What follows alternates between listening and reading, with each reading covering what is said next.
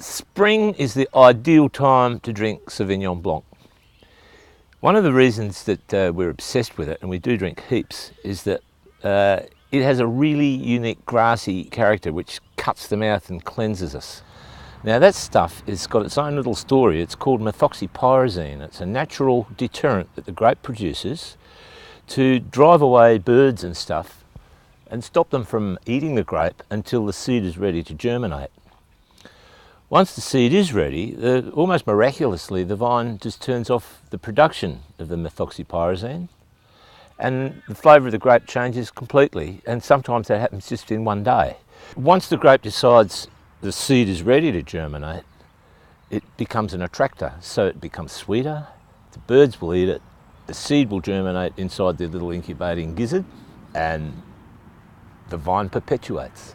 So if the winemaker picks his fruit at just the right moment to have just the right amount of that character, we have better Sauvignon Blanc and we really enjoy it. It's magic. I reckon the best Sauvignon Blanc in Australia comes from Kangaroo Island, by a long shot actually. So today we've got a couple of little islander Sauvignons.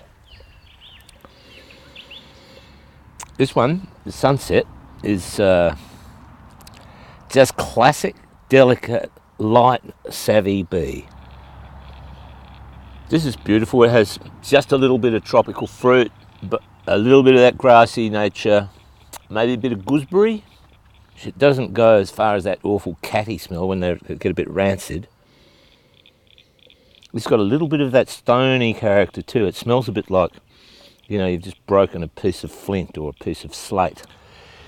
It's so elegant that it will match the lightest seafood, rinse the mouth, do that clever trick of erasing the fat from your palate, but without doing it intrusively. It's not at all an overwhelming character, which I think a lot of the New Zealand ones have, unfortunately for them.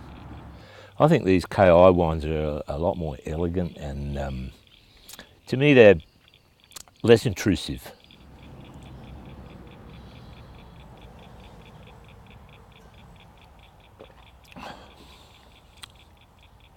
That's this delicious wine. Couldn't think of anything better.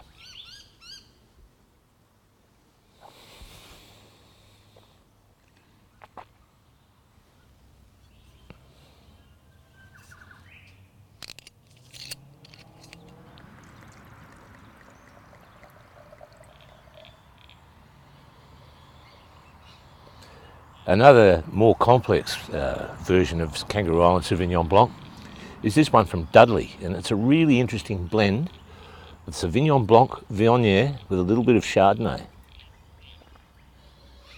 It's more like quince paste to sniff. It's a lot more complex than the usual delicate Sauvignon Blanc from the island.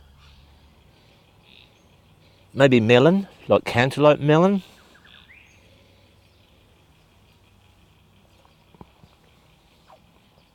And yet in the mouth, it still has that lovely astringency that will clean the fats from fried seafood or chicken.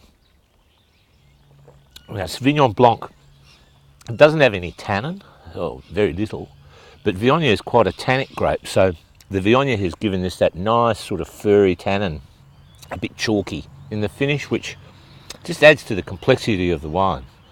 It's very clever. It's got no oak. It doesn't need it because it has its own complexity from really clever blending. It shows a lot of imagination, which a lot of mainland Sauvignon Blanc growers just don't seem to have.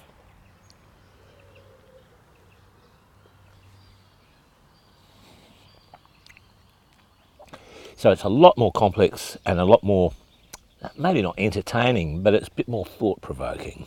It's the thinking man's Sauvy B.